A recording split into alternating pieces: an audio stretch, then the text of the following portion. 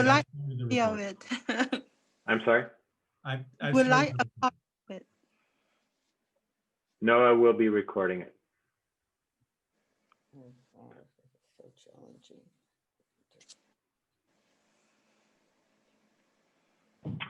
David, shall we Okay, begin? please do. Go ahead, Rabbi. Hey, thank you, David. Good afternoon, friends. My name is Rabbi Dan Feeder, and I'm the senior rabbi at Peninsula Temple Shalom, the Reformed congregation of Burlingame. And our connection to this program and the subject is a very deep one. About 8 years ago, we began a community organizing process, which gave us the opportunity to tell our stories to each other and to probably, just as importantly, really listen and connect with each other. And what we learned over really a few years of this process was that the subject of mental health and the challenges that the subject brings is really a very important topic in our community. And we both wanted to give resources to members of our community and to the extended community, but also to reduce stigma around the subject of mental health and to really organize and ally ourselves with the broader community on the peninsula so that we would be part of a interconnected movement in improving people's connection to organizations and agencies that can provide help and normalizing it being a subject that we speak about in houses of worship, in schools, and in other places. So we try to do both education, anti-stigma, and advocacy work on the subject of mental health, mental wellness. And this format today will be the third such event that we have had at Peninsula Temple Shalom. And I'm very grateful both for the embrace that the community has given to our initiative, but also to the members of the Peninsula Temple Shalom community who are part of this phone call today, who have really allowed us to really play a prominent role on the North Peninsula in this subject and to try to help people, to touch people's lives in a positive way. And no person is better deserving of that thanks than David Korth, who is helping to run our Let's Talk Mental Health program. So David, thank you so much for your leadership, your involvement, for convening us today, and I'll turn it to you. Thank you, Rabbi. Appreciate the welcome.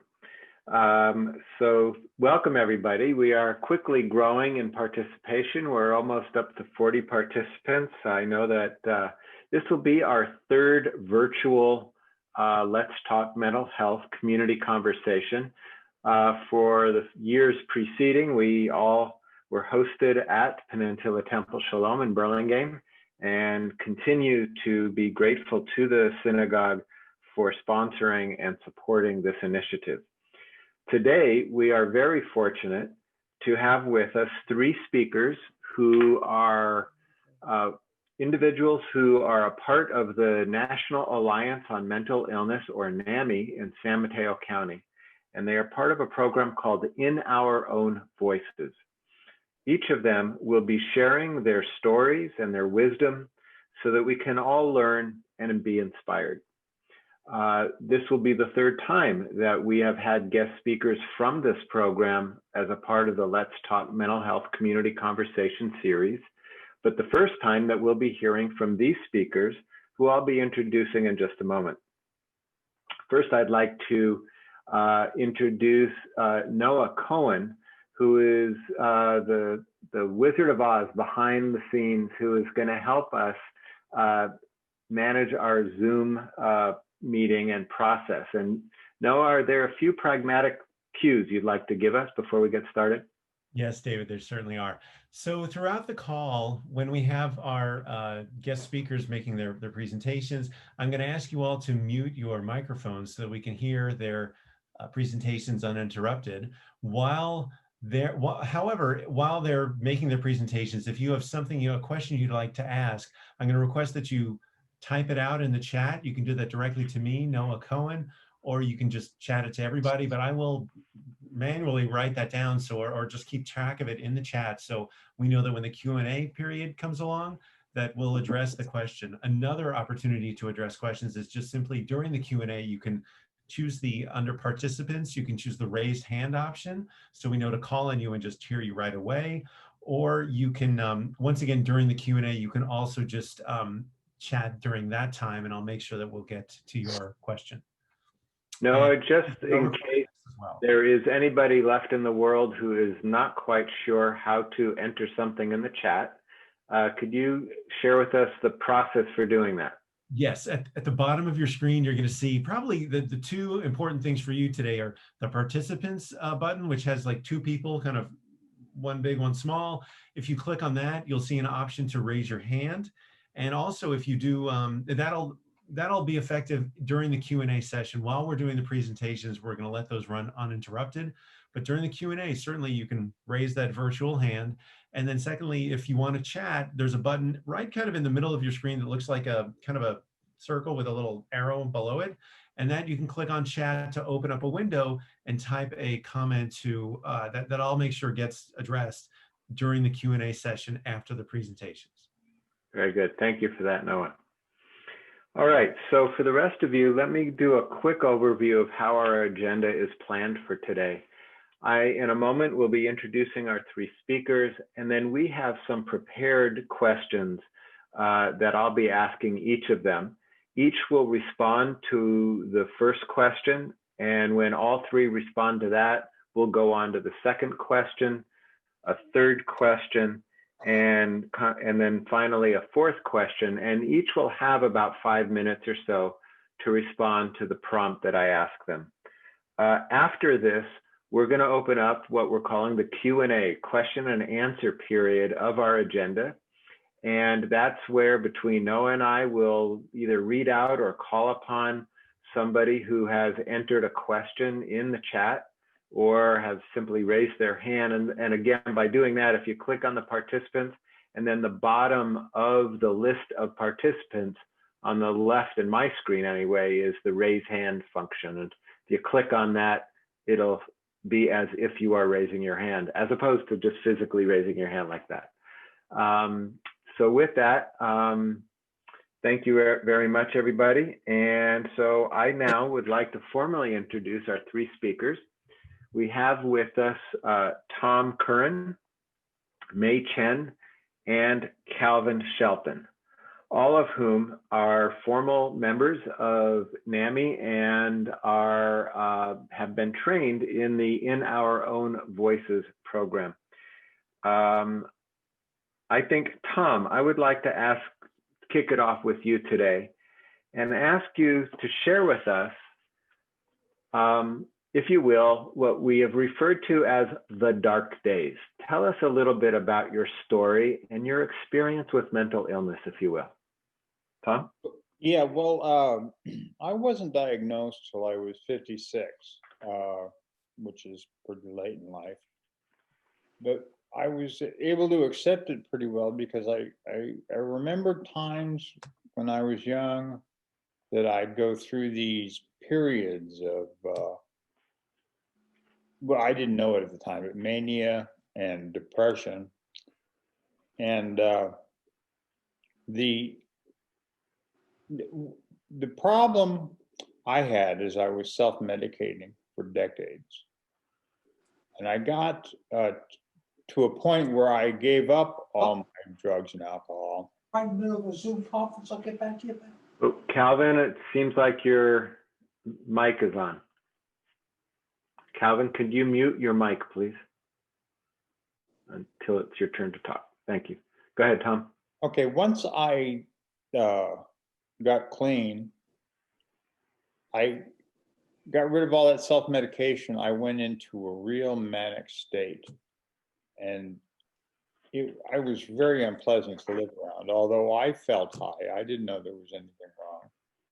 My wife and my friends could see something different in me, and that went on for quite a while. I was put in a 5150, which is a 3-day hold in the psych ward. I was in for 5 days, but when I got out, I went into an outpatient program, and I was still pretty high. I mean, you know, it was almost enjoyable. You know, this is why people stop taking their medications, is because, like me, they're flat, and they want that high.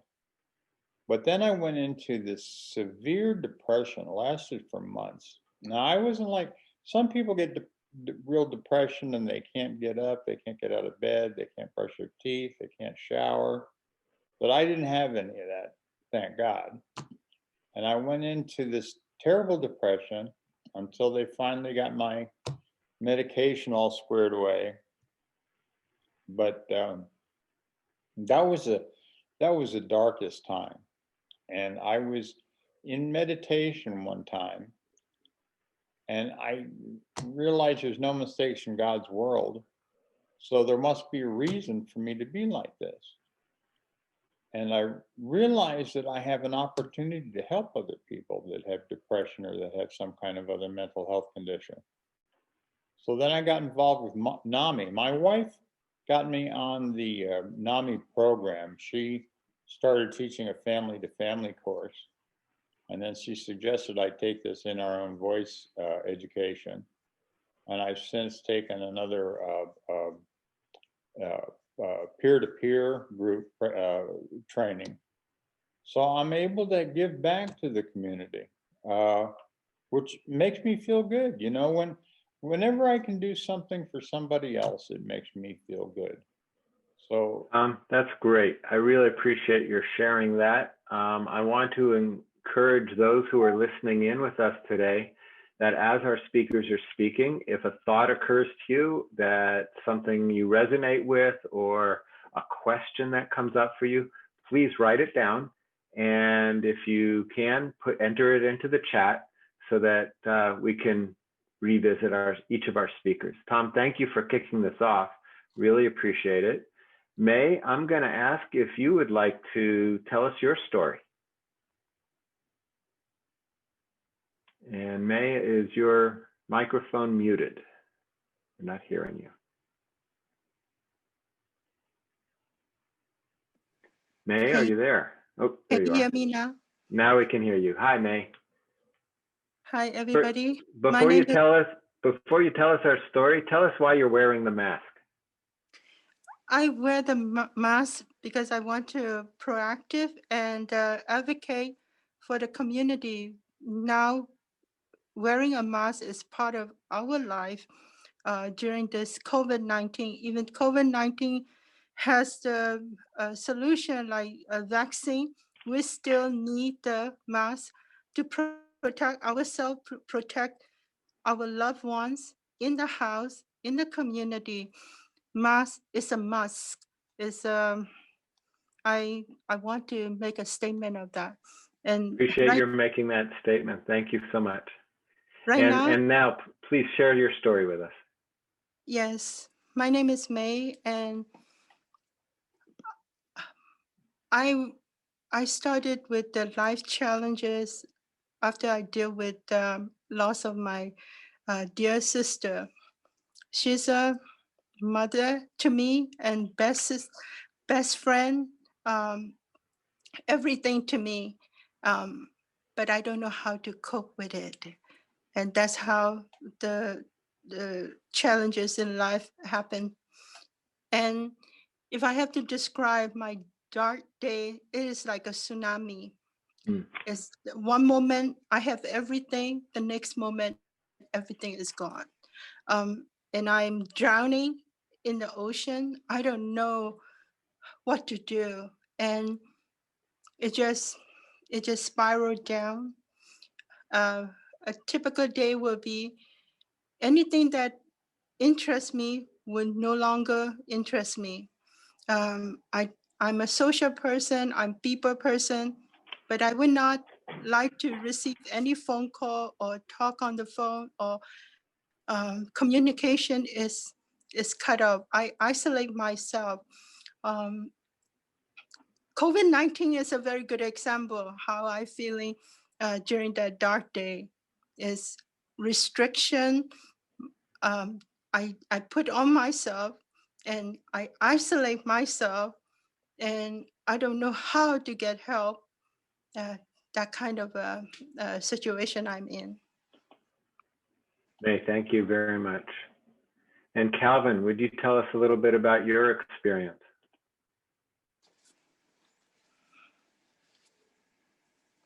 Calvin, you may have to unmute yourself. Okay, can you hear me? Yes, we can. Go ahead. Okay, thank you. My problem has always been thinking, primarily. The diagnosis given me was paranoid schizophrenia. Early on in my life, you could say probably that I had a schizoid personality, which means very isolated, very alone, no conversational skills. I was very much unempowered and had no help in relating to society. Unfortunately, the help that should have been there was not. It got to a point where the diagnosis of schizophrenia came in because I got into a delusional state and a psychosis happened. I was losing touch with reality because I was not getting adequate feedback. But Calvin, again, explain for those who may not know, what does it mean as a delusional state or a psychosis? What was that like? I think it's a false reality. It's the clues that you get are not based in reality, and you act on them. That is why, for me, it has always been very important to have a therapist in my corner, so I do get that adequate feedback. Very good. So this thinking pattern got to a point where professional help was needed. But the dark days actually happened when I had met somebody and could not relate to that person because I could not relate to myself. I had never been honest with myself. I had no dating skills. So I collapsed and admitted I need professional help. I was sitting in front of my mother and father, and the emotions came pouring out. I was depleted. The self I had built up was not there anymore. So this self had to be put back together over the years. It was fractured. Now the dark days happened, not only losing yourself and being lost, but you experienced the terrible, terrible stigma of having a mental illness. And the emotions I had at that time were denial, confusion, depression, humiliation, isolation, self-hatred, very much anger, resentment. I needed a place to live. My family took me in, up all night, sleeping all day. And, nobody understanding, no dialogue. Whenever the phone would ring, it would torturous. It's coming right through me. And so the dark days are being lost. And not having adequate help, you're experiencing paranoia. You think that the house is bugged. It took forever for me to go outside if I had to take the bus. There was no understanding from the family. I remember one time I came into the house and opened up the garage door. Right there facing me was such a heavy, heavy depression. I could feel it. And that's where I was living. So I don't know, the trauma of being lost, the stigma. And also I want to say that to this day, it hurts me that in a cavalier way, the psychiatric establishment gave me a label, schizophrenia. And I think labels like that with so much stigma really hurts a person. So I had an interruption in my life journey.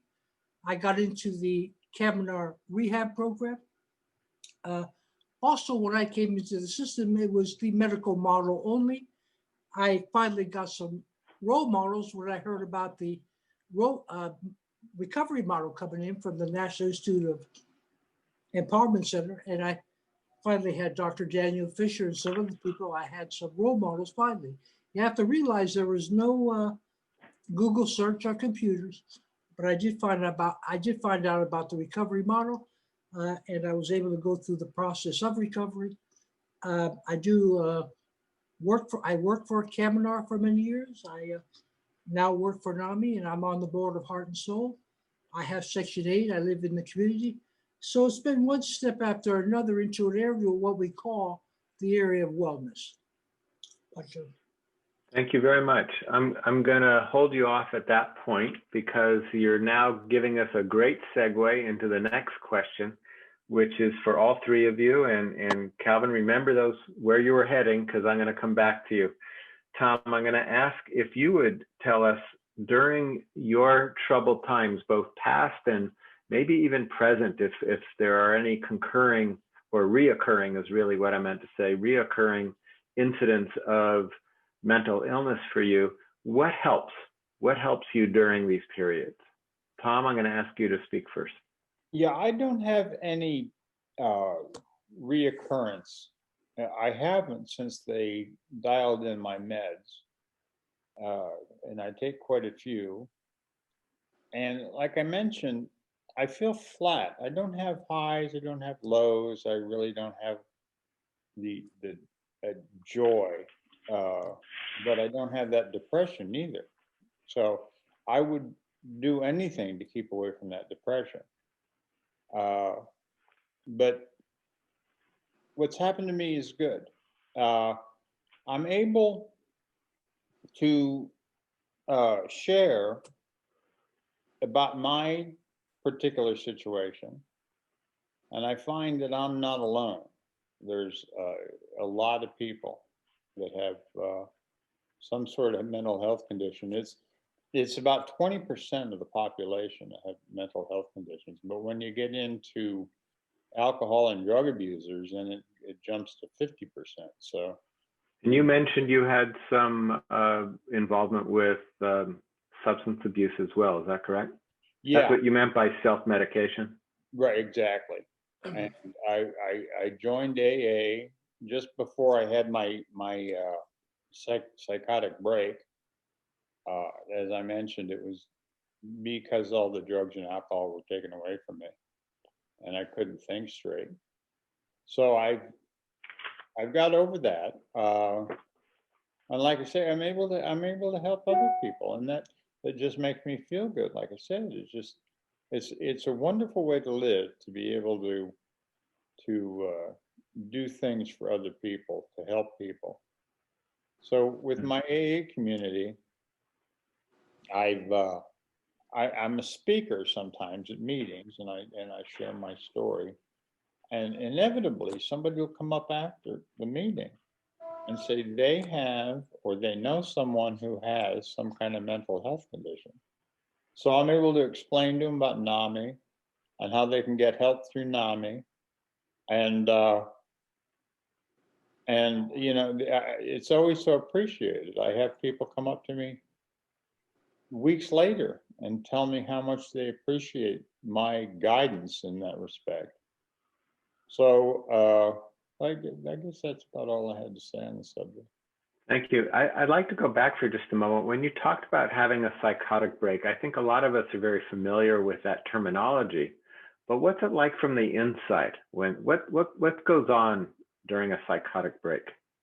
What's your experience with that? Oh my God, it was awful.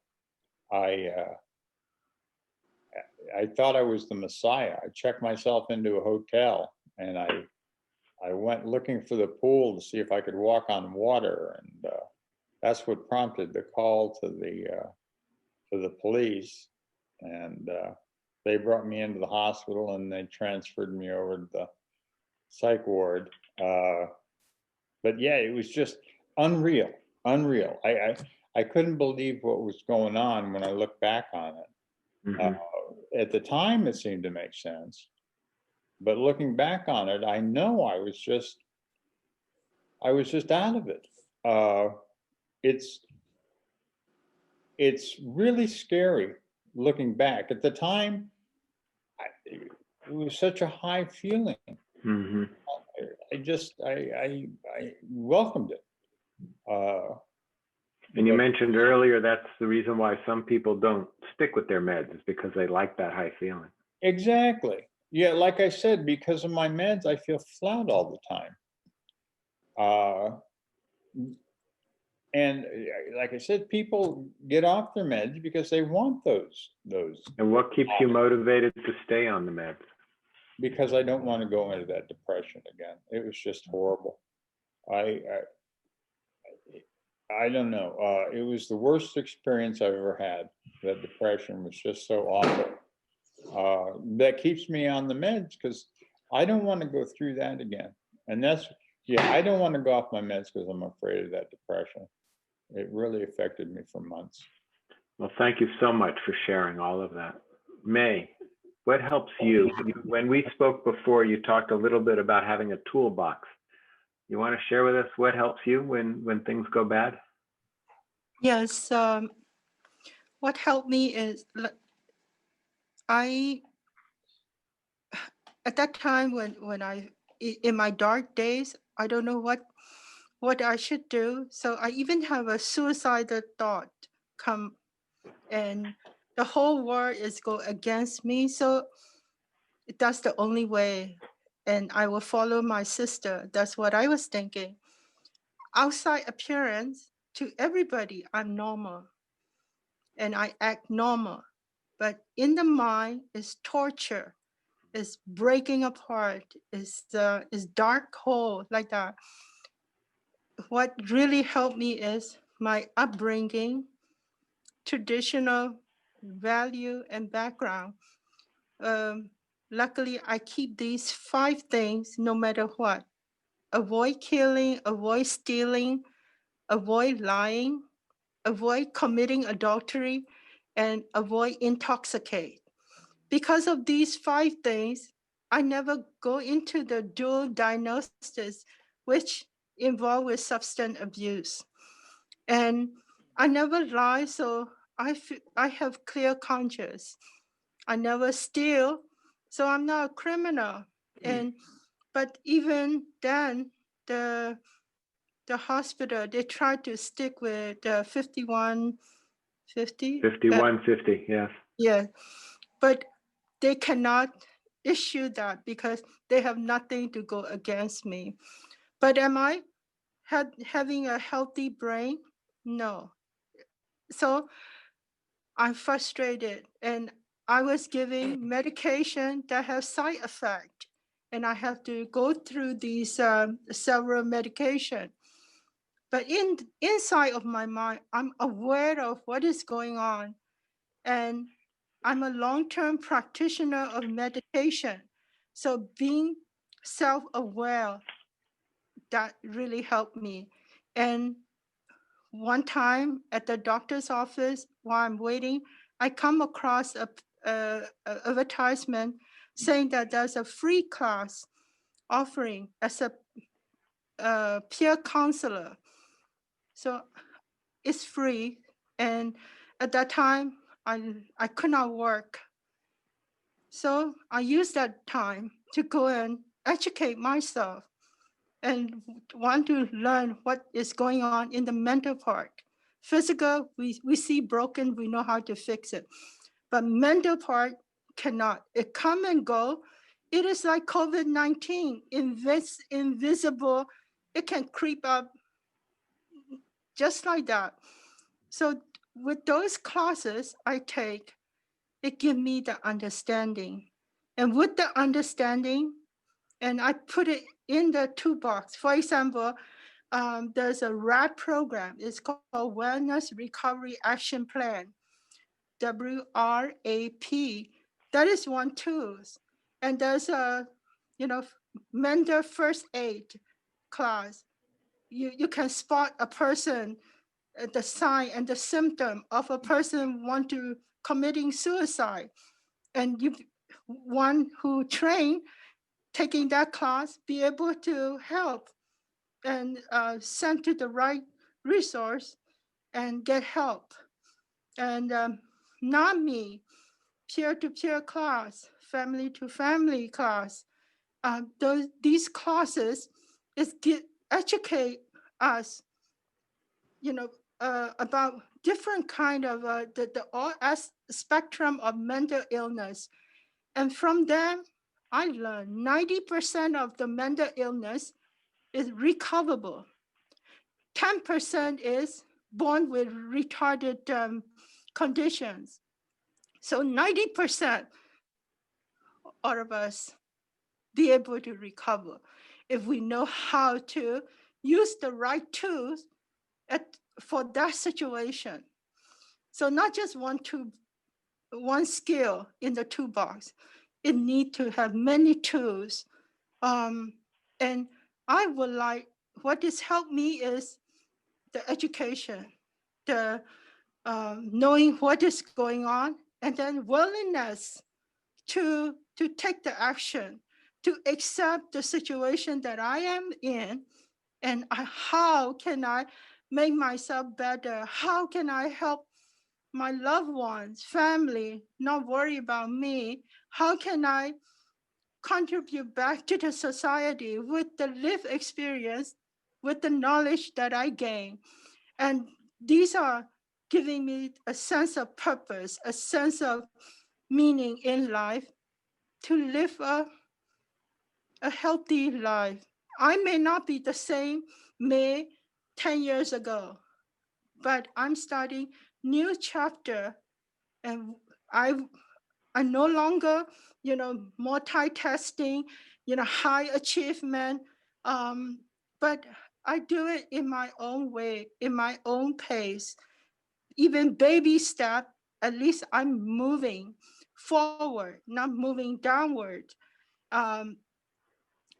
That all these coping skill I go and acquire and I put into practice, have a self-care, self-awareness, and self-compassion.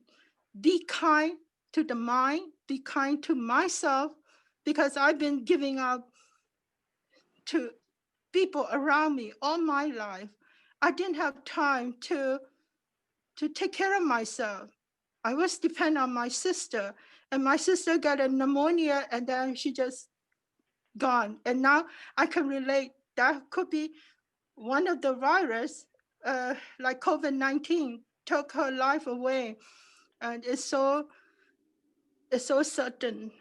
And So sorry about your loss, and so thankful to you for sharing all of these great points. And one thing that struck me was the talking about baby steps, that you have a goal and it's not all going to change overnight. Thank you so much for all of that. Calvin, what has helped you be able to move forward? I think it's reflection, knowing where I was at one time, being in the system when there was just a medical model and the medications I had at that time were just terrible. So right now, I'm thankful that what helps me is having a dialogue with my therapist. I take the lowest dosage of medication, but it's very important to realize she's not above me or below me, but besides me. So also seeing the primary doctor and making sure blood work up and so forth. And most importantly, having a therapist who's beside you. So what I'm saying is the treatment team is very important. Also, what helped me was fortunate enough to get Section 8, where I live in a mixed community. And finally, I have a place where I am by myself, and I have time to reflect and grow. You cannot grow in an environment where you're stressed out all the time. So housing is very, very important. You've got to, over the years, like I have, develop certain coping skills. One of those skills is resilience, but you learn to bounce back, but you cannot bounce back until you fall. So I, like a lot of people here, I enjoy giving back, and especially 3AB, San Mateo General Hospital. And I say to these people that I have learned that when you are at nighttime sitting by yourself and those emotions are going through you, you've got to be able to process those emotions. And when you do, you gain empowerment. I let them know that you've got to be proactive, but I also realize you've got to help a person get to a stage where he can be proactive. So again, I believe in the recovery model because, like I say, I remember when there wasn't. So the recovery model, holistic, family support is very important. It wasn't there at one time. So a lot of things that come into play, structures, community support, financial, family, treatment team, all this together, you are in an area where you're comfortable. One other thing I want to say is that with the lessening of symptoms, uh, believe me, you walk down the street, you feel the wind, you feel the sun, and the reason why is because you're not consumed with these symptoms of paranoia. Those people up there are not talking about you. They're not laughing at you. You realize that when you go into a store or a restaurant, the person, you realize that that person no longer thinks that you have a mental illness. Because I swear that for a long, long time, everybody that was walking next to me, I surely knew that I had a mental illness. So when that's all gone, you've got freedom. So being comfortable without those symptoms and having a good place to live, I'm doing very good. Thank you. Thank you. Tom, I want to ask you this. What's in your future? What kind of future aspirations do you have? You're mute. You're still on mute. There you go. Well, I'm not working anymore. I haven't been working in quite a while, but I travel a lot. Oh, cool.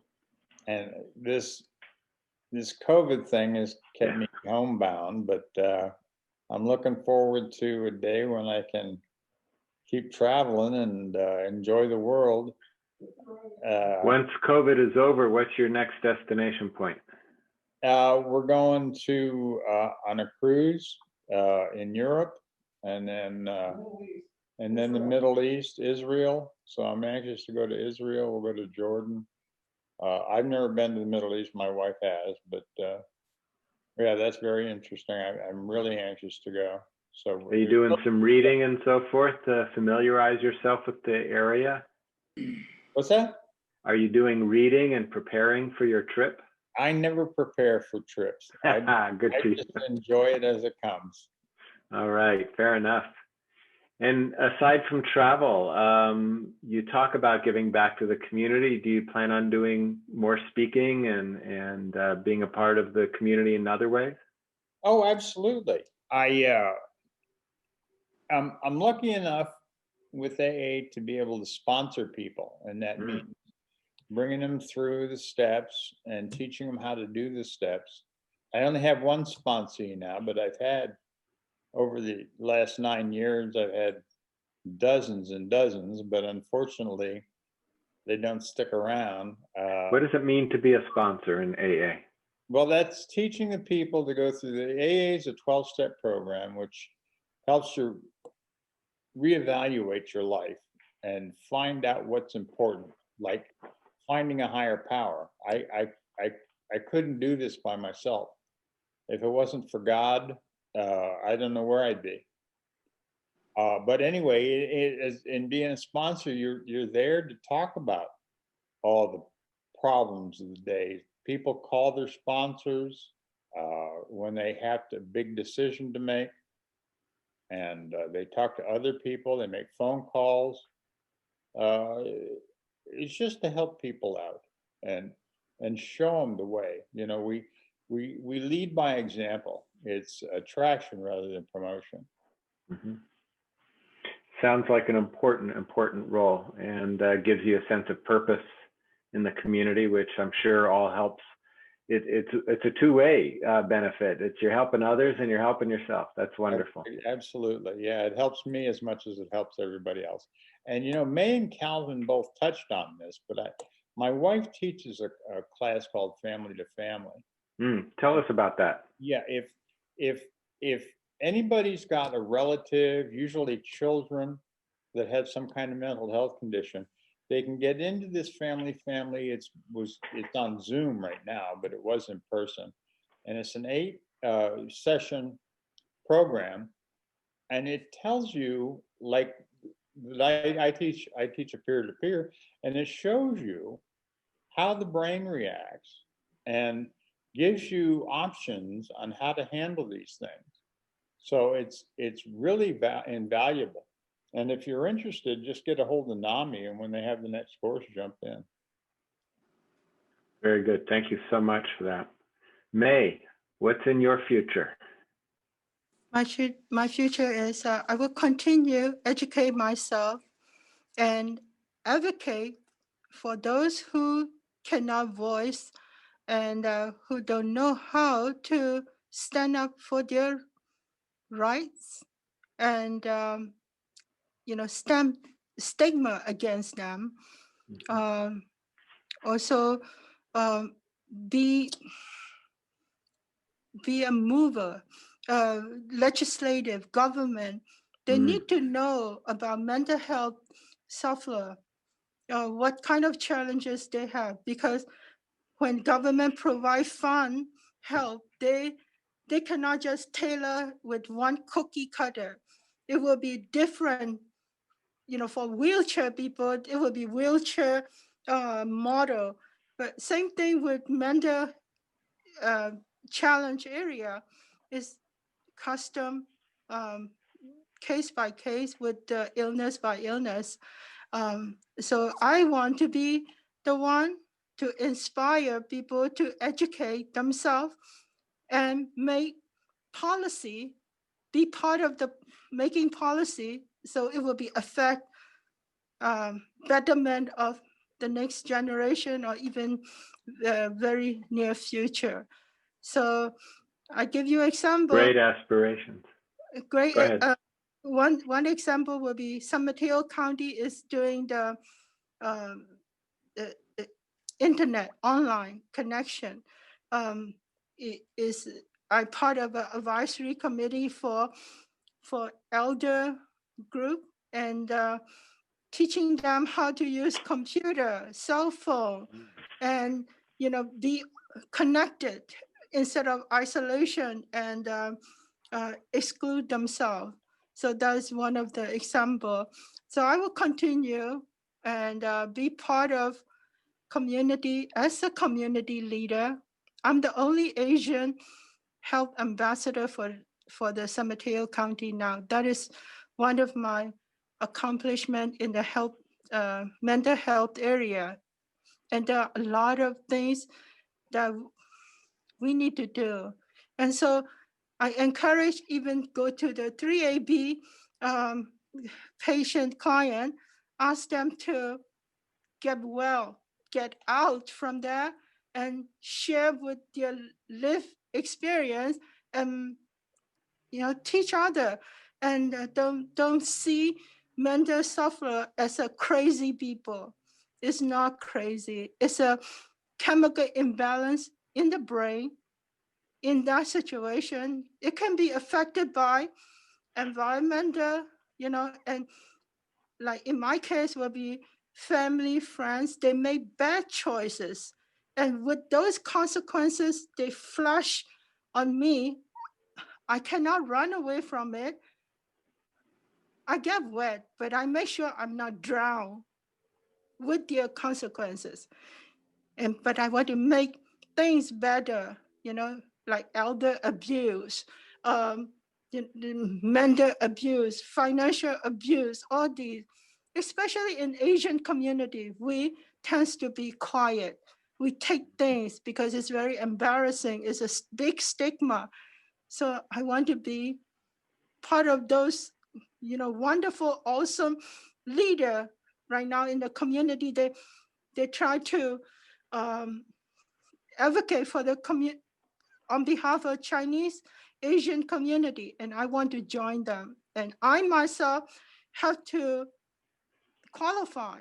So I educate myself and build up my toolbox with a lot of good skill that can help the community. Great That's aspirations. Great aspirations. Calvin, what's in store for you, your future?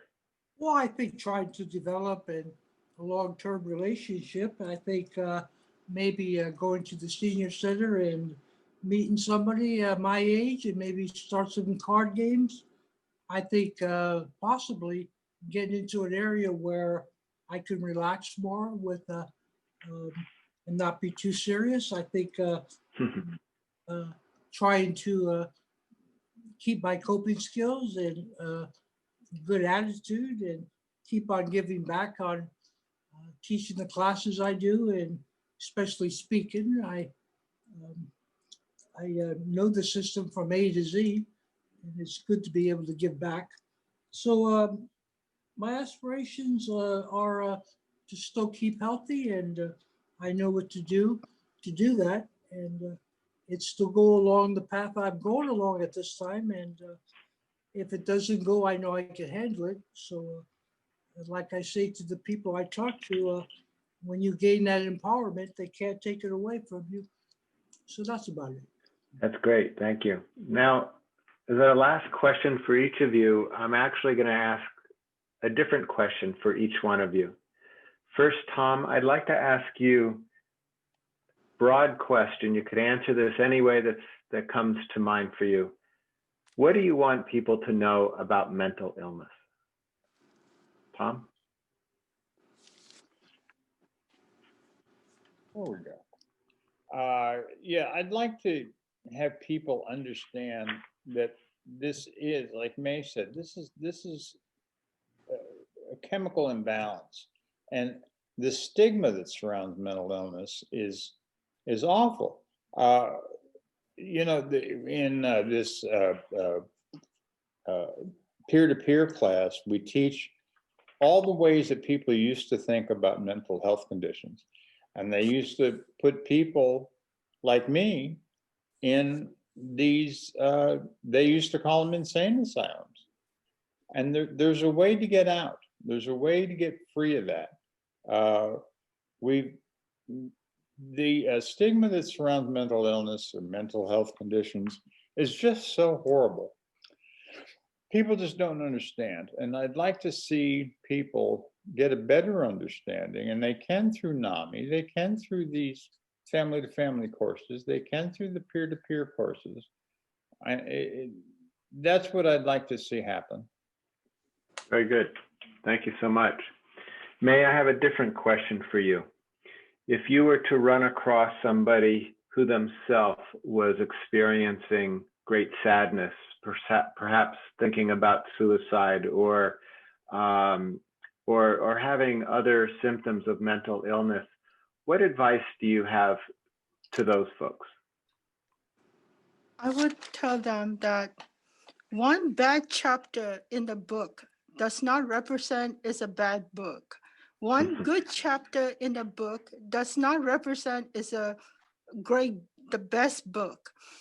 The book has to read through chapter by chapter. It's very flavorful. It's like that. Our life, you know, one can make it 1 month as a one chapter or 1 day as a one chapter. We write what is happening. We write the daily journal, and we make who we are. It's like a sculpture. You know, at the beginning, it will be very rough, but it will take time. Go back with the right toolbox, and then we can re-sculpture ourselves. We are like a cocoon mode. All these darkness we're going through. Soon we're going to be a butterfly.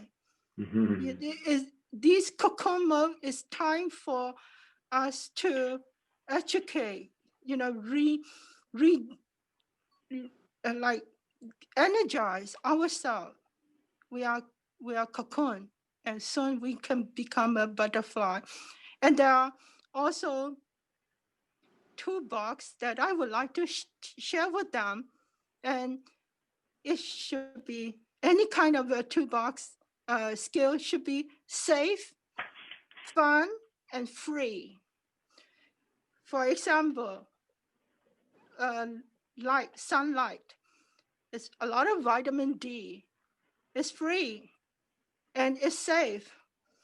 And it's fun to be under the sun, not between 11 a.m. to 1 p.m. because there's a lot of heavy UV light. So sun and air, we need to breathe fresh air. And when we're doing that, we also incorporate meditation skill into it. Breathe in, breathe out. Be at the moment. It's free. It's also safe. It's not inhaling intoxication, drugs. It's safe. And it's fun because you get to feel the serenity, peacefulness of that moment. So sun, air, water. Every day we drink 8 cups of water. The mental distress produce toxic enzyme, hormone, and also the medication we take, the diet, the food that we eat have a lot of preservative and a lot of chemical. And these inside the body, the only way to do it is to flush it out with 8 cups of warm water, not cold water, and take shower. The head is burning. It's with all these thoughts and torture, stress. Take a shower, cool the body down, and hygiene, it take care of it at the same time. Nobody want to sit next to a mental challenged person with smelly and become like a homeless person. But love, be kind to ourselves. Take a shower. The clothing may not be brand new, but at least it's cleaned. The body is clean. The mind is refreshed. So water, sun, air. The last one will be buy a $1 only, or you can get the composition book. A Dollar Tree has $1. Write daily journal, good or bad. And also all the appointment, so one cannot miss the doctor's appointment or any kind of important appointment.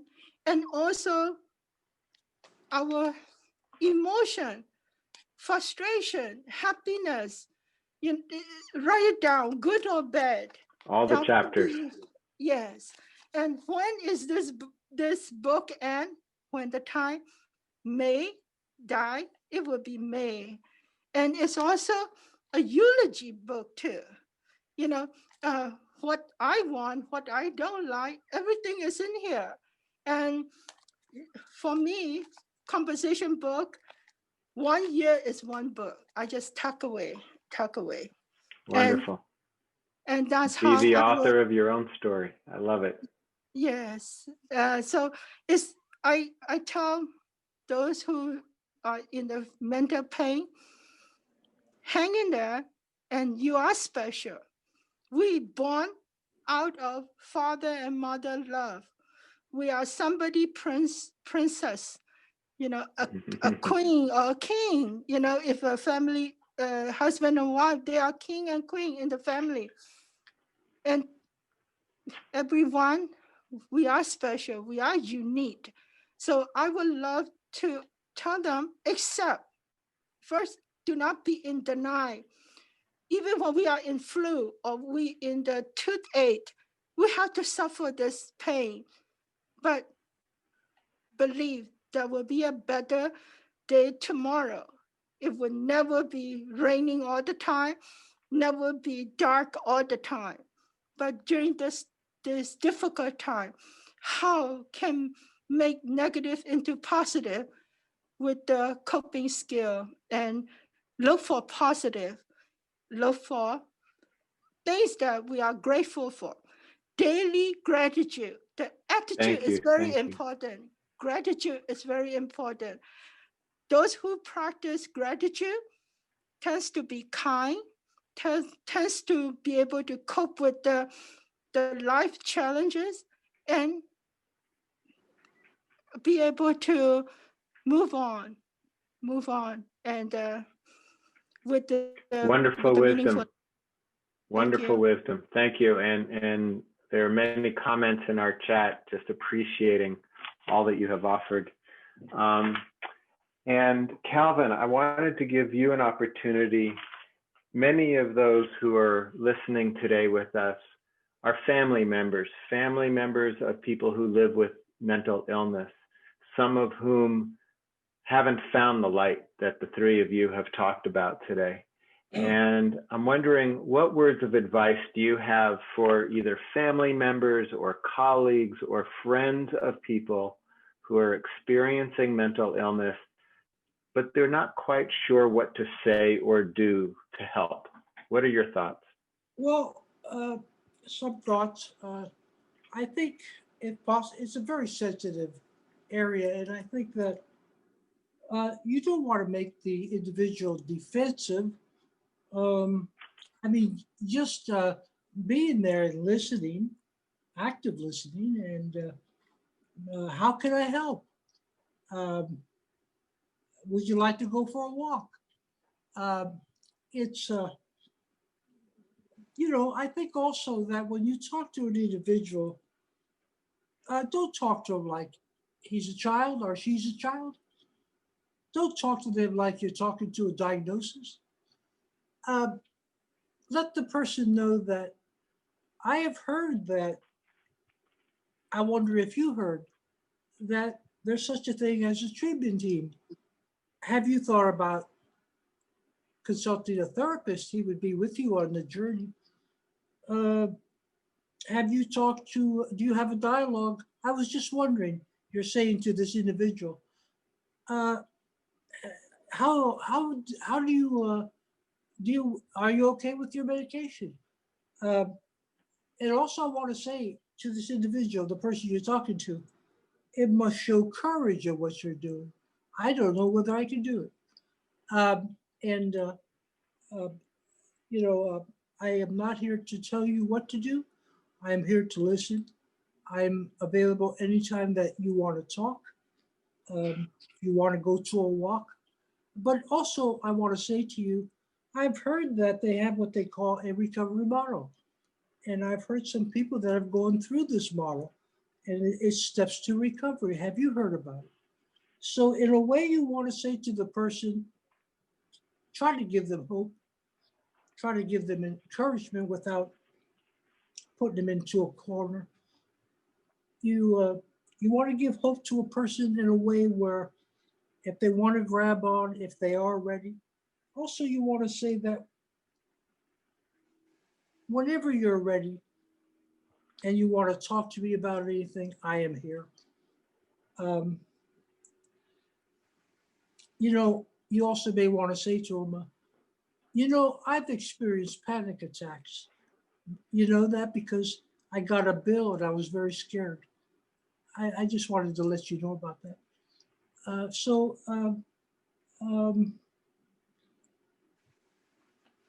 offering yourself as an example sometimes of how you cope with stress. Is that what you're saying? Yes, right. And right. You may want to say to them, I've gone into reading Buddhist philosophy and I've learned to meditate. And one of my goals down the road is to maybe join a meditation community. Have you ever thought of that? Have you thought about maybe reading up on, I could go to the library with you. We could look up some people that have similar stories like you have. So what you want to do is let the person know that there's a partnership here. Yeah. The underlying message there is that you care, right? That you care about the individual, and that could go a long way. Well, I want to thank you all so much. We have some wonderful questions and comments in our chat line. And the first, and by the way, I should have mentioned this on the front end. Now that we're going into the question and answer period, it's very important to know that we are recording this session. And the reason we're recording it is at Peninsula Temple Shalom on our website, we are posting videography that has videotaping of our sessions, so that if someone wants to witness and be a part of our efforts, but couldn't join us, have that opportunity to hear what has been said. And so I'm going to be sharing questions now from our chat and I'm not going to be identifying the questioner, but if anyone does end up speaking, feel free, know that we are being recorded, and feel free to remain anonymous if you wish. So one of the first questions is for all the panelists. It sounds like a parent of what I'm assuming is either a minor or an adult son is going through a dark time right now, but will not seek professional help. He is paranoid and psychotic at times. He will not take medication.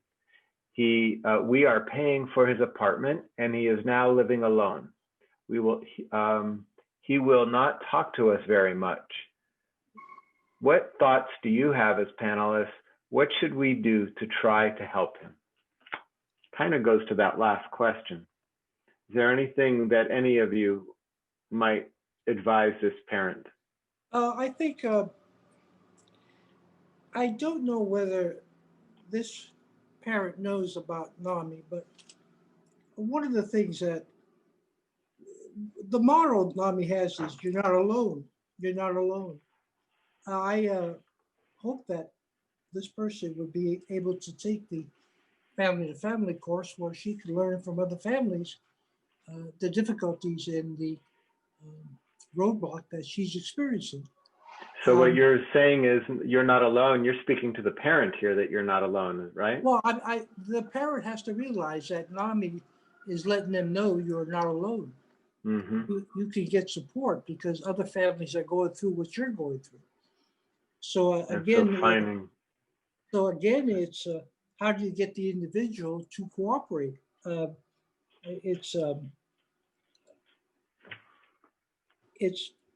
sometimes you have to wait for the right opportunity when to intervene. But is there a chance of a family support where everybody can get together? Those are just some thoughts. Tom or May, are there any thoughts you have? May? Yes, I would suggest the parents to approach the healthcare provider, psychiatrist, therapist, is tell them that the child is not taking the medication, and they will find a way to reach out to their client. Also, the community has, mental health, like county, for example, San Mateo County, have a lot of resources giving the parents the tool. Maybe have to cooperate with the police officer. Sometimes the person mental sufferer, they don't know what the heck they are doing, but when they see the authority, it will hit them. It's like lightning bulb, a little bit scared, then they will follow the right regimen of medication. And also nutrition and how showing caring instead of treating them as a crazy person, retarded person, show care. And usually miscommunication or don't know how to communicate with a difficult child. And there are community teaching people how to learn the technique.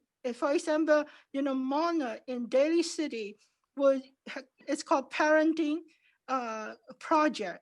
It is giving a tool for parents to reach out and communicate with their difficult child or children, and also between any kind of relationship between spouses, between boyfriend, girlfriend. They don't know how to communicate. And it will be domestic abuse, suicidal, a lot of things can be eliminated with the tools, communication skill, like how are you doing? You know, if the child who are suffering mental illness willing to open up with the trust, then the recovery road will be speedy and beautiful. Thank you for your hope. Tom, is there anything you'd like to add? Well, you know, I can just imagine how crippling that must be to have somebody in that situation that doesn't want to seek any help. NAMI's got a bunch of ways to help. You know, NAMI can guide you to where you can find some hope. And like May said, if there's any way to get this person into a psychiatrist or psychologist that'll help them and be with them and lead them through this, it's a difficult situation. But there's ways to get around it. There's ways to approach it that people can help, and they're not alone. Of the 20% of people that have some kind of mental health condition, most of it is undiagnosed. So most people that have some kind of a situation like that don't even know it. And, and this person may not even realize that they're not acting like everybody else does. So, you know, the best advice I can give is to just call NAMI, and they'll be able to take you in the right direction. I will mention in our chat line, I just want to mention that there's both acknowledgement of the courage that the three of you have shown today in talking about your stories, and a gratefulness for the hope that, in fact, it's the same parent that says, this is hopeful for those of us with family members who are resisting treatment.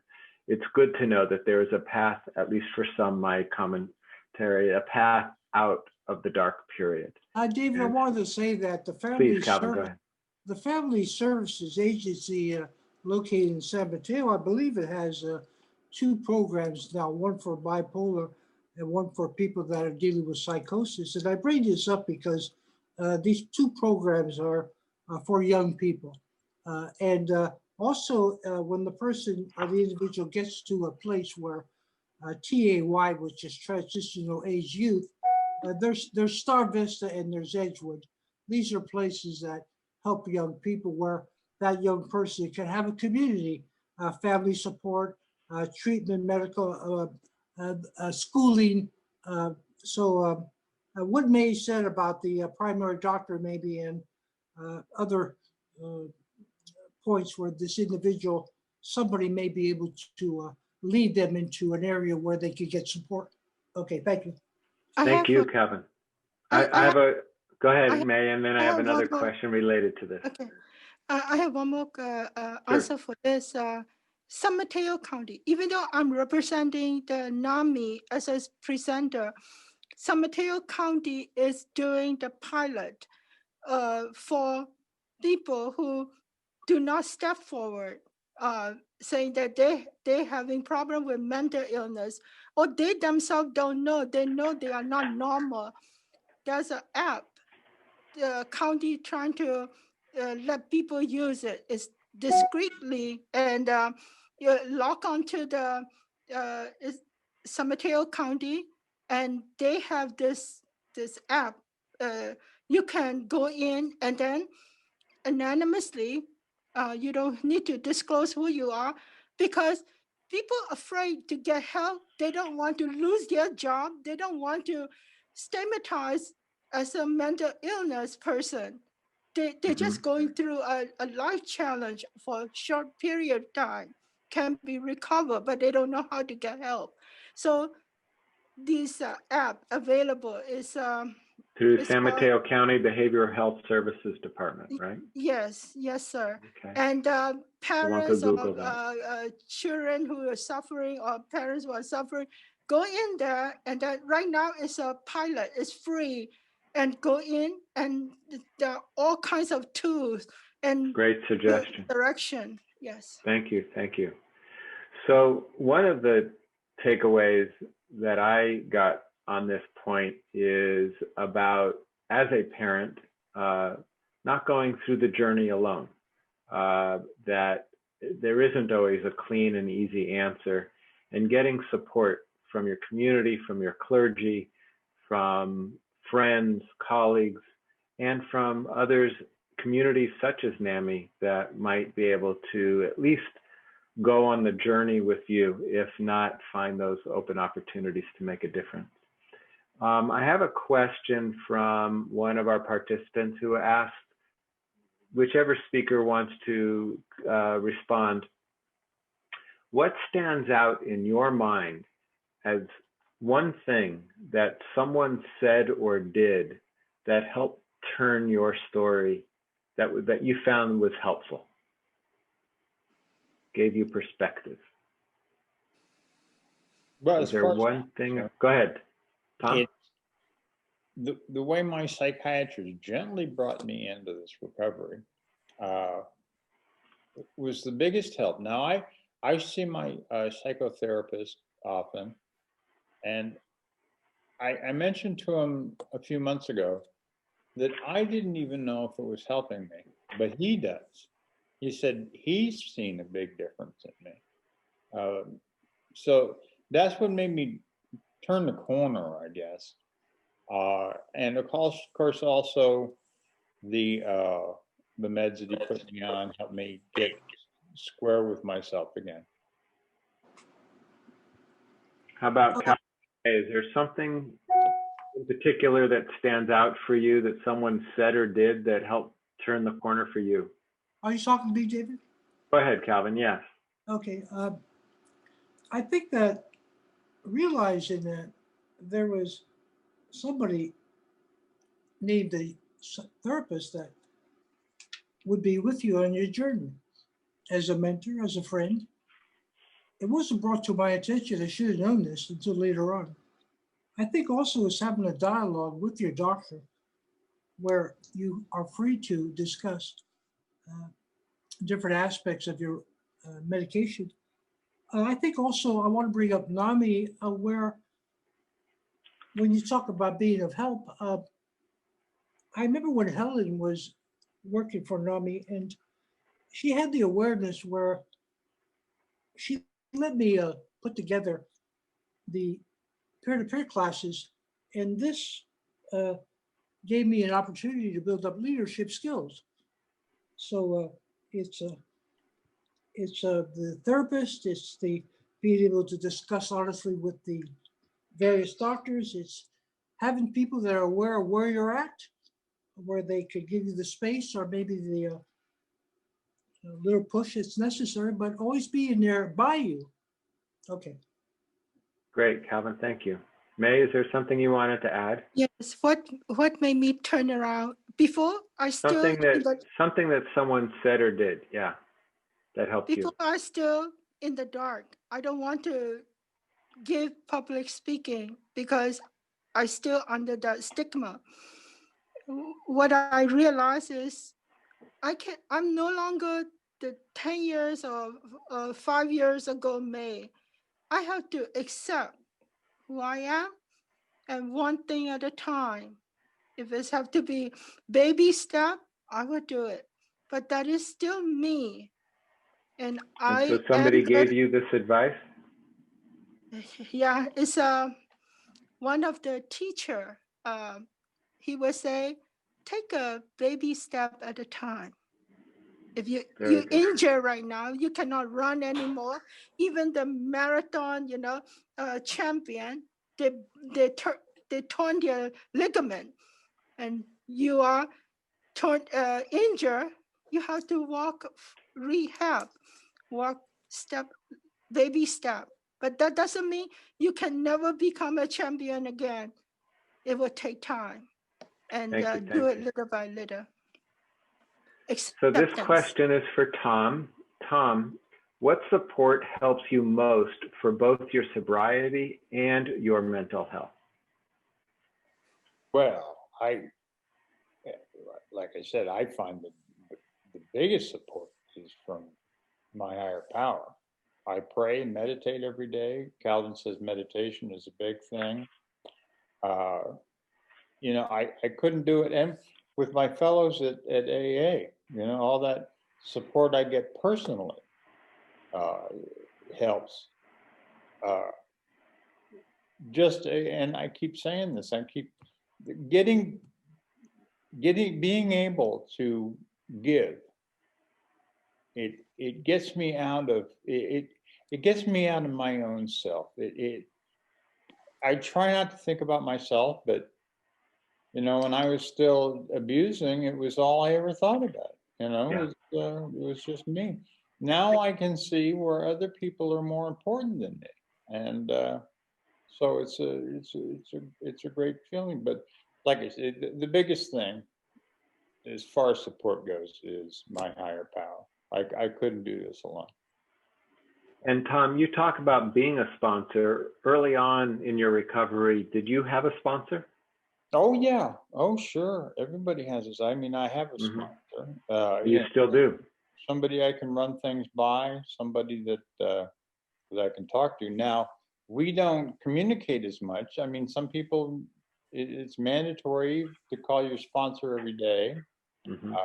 But that hasn't been the case with me. We don't talk that often, and it's just. But there, you always know someone's there. Yeah, I go to meetings too. I mean, I'm in AA. Now that we're on Zoom, I go to at least 3 meetings a day. It's easier. Yeah, it does. It gets easier every day. When I got sober, I went to. They talk about going to 90 meetings in 90 days. I went to at least 300 meetings in my first 90 days. Wow. I didn't know if I could stay sober for 24 hours, but I could stay sober between meetings. Now the compulsion has been completely lifted, and I rarely even think about drinking. So AA's been a real blessing to me. Great, thank you. Calvin, this question is for you. I have a son who was diagnosed with schizophrenia at age 18. How old were you when you were first diagnosed? What aspects of mental health care have changed since your diagnosis? I'll repeat all of this. What has helped you, and what advice would you have for the young person living with schizophrenia? So the first question is, how old were you when you were first diagnosed with schizophrenia, Calvin? Okay, probably given the diagnosis, 24, 25 years of age. And did you feel you were having symptoms prior to that, before you had a formal diagnosis? Now that you know and look back? Well, looking back at it, I realized that when I talked about the schizoid aspects of my personality, the withdrawalness and the, if an individual like me is hiding in the car in the basement because he's afraid to go to school, but obviously something is seriously wrong. But if an intervention had been brought, things would have been a lot different. So I was in my early 20s.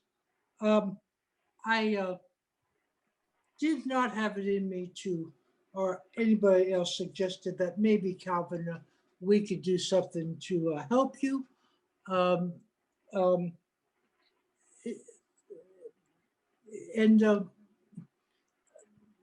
Like I say, there are programs in place right now where young people, like I mentioned, Star Vista and Edgewood, and also NAMI has a program called Peer Pals, where you can there will be a mentor that will befriend you. I think family therapy, maybe. Are these some things that are different today that did not exist when you were younger? Well, yes, because again, a lot of us remember when cancer wasn't talked about. It was taboo subject. Look how far we've gone in that area. But in my time, it was the medical model. I don't even think NAMI was available. And now San Mateo County especially has so many programs, and very many of these programs, in fact, almost all of them to a large extent are geared toward young people. But I've always been able to go on Google search and be specific and say, I'm a parent dealing with young person with schizophrenia. What is available in San Mateo County, BHRS? So again, doing your homework and being proactive and keeping faith alive, because you have to realize that the person is young. There are programs there to help them. And one of the most unfortunate things about this person is that he has a family that's concerned. So you got to maybe get him into the right direction because help is there. And of course, we talked about, is the person in a place where he can accept that help? Thank you. I think for so many, and you just hit on a point that's a great segue to one of our other questions, and that is, the question reads, can you suggest a way to break through to someone with mental illness who is self-isolated and is not inclined to talk or interact about their feelings? And you just said, Calvin, when someone is ready. So it's like bringing the horse to the water syndrome. You can't make them drink. What thoughts do you all have about helping someone who is self-isolating, who is not willing to receive care? What advice, again, do you have to a family, a friend, a colleague who cares but doesn't quite know what to do? Any additional thoughts? I would say, don't give up. They are in mommy mode, cocoon mode. They hear you, they feel you, but their action, their behavior cannot reflect how they feel. They are crying inside. They appreciate your love, your care, but they don't know how to show it. So the only way the mental illness usually wrap us around in like a mommy, Egyptian mommy, a cocoon mode. And people will give the term, you are lazy, you are not doing this, you are not responding. And people are frustrating around us, but we hear you, we feel you. At that moment, the loved one will be very helpful. Just thinking of them, they are not who they are. It's like diabetes. It's not the person is diabetic. It's May is May. Mental illness and mental illness. It's an illness. It's a disease. It's curable. 90% of all the mental disease are recoverable. So with tender loving care, patient, talk to them. Don't react. Don't look at their whatever the psychosis that they are showing. Don't. The mind may have to be like chanting mode, praying mode, loving kindness mode, and treat them like I know it's not good. It's like a baby, like a toddler. We have to guide them. We have to help them with the loving kindness, go a long way. And reach out to trained professional under county, under NAMI. All these resources are coming out, especially COVID-19. It doesn't matter mental illness sufferer, mental challenge people or not. We are all in it to feel what it's like to be isolated, how it feels like to be restricted, how to feel like being, challenges in all directions. We are all in it. We are not alone. Tom, thank you. Tom, I'm going to say a couple of words here. Go ahead. I wanted to talk about the person that has a hard time and the family's frustration. Creativity is always there, of course. Is there somebody in the family that is special to this person? And what skills, what hobbies that you could build on to maybe get the person away from his predicament. So again, creativity and is that one person? Okay, thank you. Thank you. Thank you. Tom, is there anything you wanted to say on this point? Well, it's tough. The best thing I can think of is to find somebody who can help this person see and have somebody put a face on mental health conditions. You know, people think they're alone. There's so many people that can help, and NAMI is the best source that I know of to get this help. But have them find somebody. Maybe it's in the family, maybe it's a neighbor, but a friend. But help them find that they're not alone. Important message. So we're nearing the end of our time. I want to make sure that I have an opportunity to introduce the executive director of NAMI, which I will do in just a moment. I wanted to read this comment, which is reflective of many of the comments that have been made along the way, not questions, but expressions of gratitude. Speakers, thank you for offering inspiration, hope, and strategies for our journeys toward healing. The writer writes, I appreciate you. Temple Shalom and NAMI, thank you for offering support during these challenging times, and I am deeply grateful. And so many echoed similar sentiments to you, the speakers, and to NAMI as an organization, and to our synagogue for the work that we're doing in this area. And with that, I would like, in our final moments, to introduce to everybody the new executive director of NAMI. And Twyla, if you don't mind turning your video on, if it's not already on. This is Twyla. Yeah, I'm on. Very Hello, good. everyone. Hi, this is Twyla Deppendahl, the new executive director of NAMI. And as I had mentioned early on, NAMI is a nonprofit organization that is reliant on grants, and more importantly, even donations from individuals and from groups.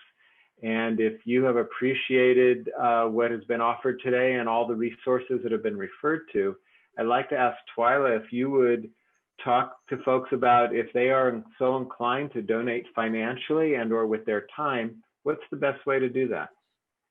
You know, I would say go to our website. There should be a donate button. You can also email me at twyla@namisanmateo.org. And clearly we can talk more about how you can support our organization. I've been on the job for a little over a month. My first day was September 21st. So I'm still learning a lot about all our programs.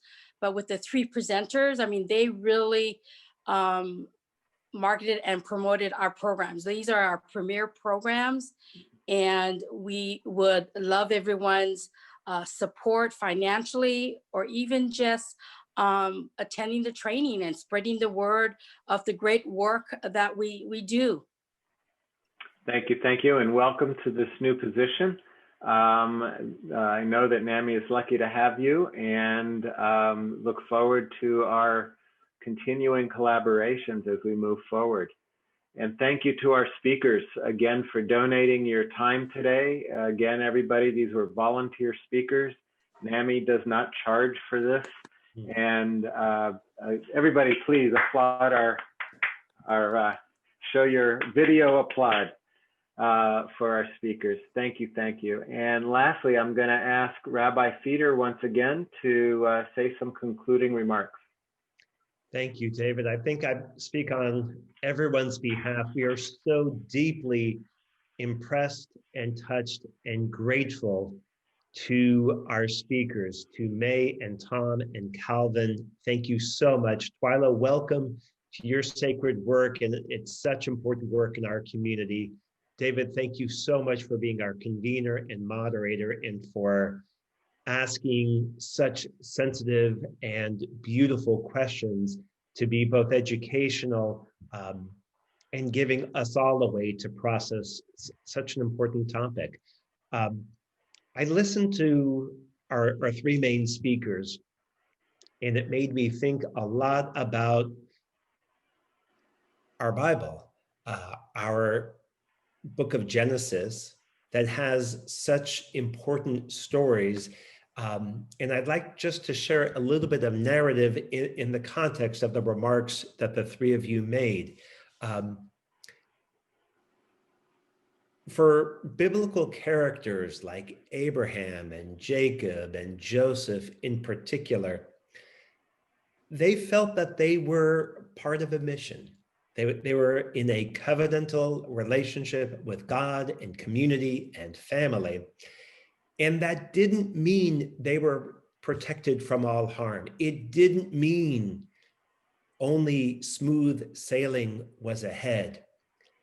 But it did mean that God and community would be there when they went through the inevitable highs and lows, in particular, of life. And because they felt that they were part of this covenantal relationship that was special, I think it meant that they felt they were part of a meaningful journey, and that their suffering wasn't only pain, but it was a step towards a better way of being, a better way of living, and thus hope was present. And that's the message I got from the three of you, that even during difficult, tough times, with the help of people and with the help of sacred workers doing such important work, that a better tomorrow is possible, and that hope can be real, and that we can go to bed at night and hope to wake up in the morning with a fuller sense of peace. And may that be all of our stories and all of our realities. Amen. Amen. And thank you, everybody, for joining us today. Appreciate your time, and proud to be part of this community. Thank you so much. Amen. Goodbye, everybody. Bye-bye. Thanks, everybody. Bye. Thank you. Bye, Tom. Bye, Calvin. Bye, May. Thank you so much. Thank you, David. Thank you, Robert. Bye, Twyla. Thank you, Rabbi. Thank you, David. You really did that so beautifully. Thank you. Thank you. Have a great day. Bye-bye. You too.